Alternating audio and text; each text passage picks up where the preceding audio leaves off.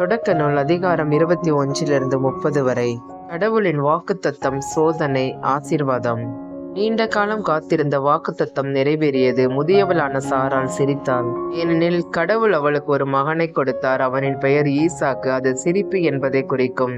பாலைவனத்தின் நடுவில் நம்பிக்கையற்ற ஒரு தாய், மரணத்தின் நிழலில் ஒரு குழந்தை. ஆனால் கடவுள் அந்த சத்தத்தை கேட்டார். மறைந்திருந்த கிணற்றை காட்டினார். ஆகார் மற்றும் இஸ்மையேல்.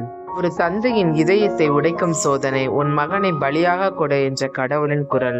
அத்தி உயர்ந்த அந்த நொடி வானத்திலிருந்து ஒரு குரல், நிறுத்து. கடவுள் மனித பலியை விரும்பவில்லை, ஆனால் கீழ்ப்படிதலை விரும்புகிறார்.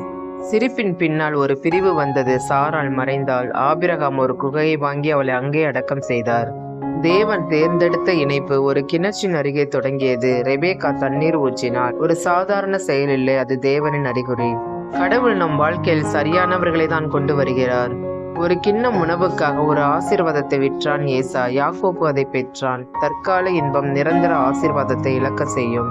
ஒரு தாயின் திட்டம், ஒரு மகன் ஏமாற்றம். குருடான ஈசாக்கு யாக்கோப்பை ஆசீர்வதித்தார். மனிதர் திட்டமிடலாம், ஆனால் கடவுளின் திட்டம்தான் நிறைவேறும். தனிமையில் ஓடும் ஒரு மனிதன் ஒரு கல்லை தலையணையாக வைத்து உறங்கினான். அப்போது வானம் திறந்தது. தேவதூதர்கள் ஏறி இறங்கினர்.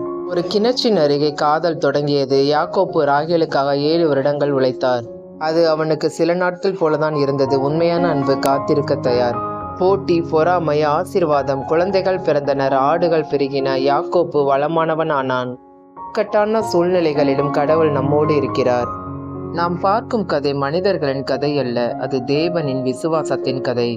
சோதனைகள் வரும், தவறுகள் நடக்கும், ஆனால் தேவன் தனது வாக்குத்தத்தத்தை நிறைவேற்றுவார். இந்த வீடியோ உங்களுக்கு பிடிச்சிருந்தா லைக் பண்ணுங்க, ஷேர் பண்ணுங்க, கமெண்ட் பண்ணுங்க, சப்ஸ்கிரைப் பண்ணுங்க. கடவுள் உங்களை ஆசீர்வதிப்பாராக.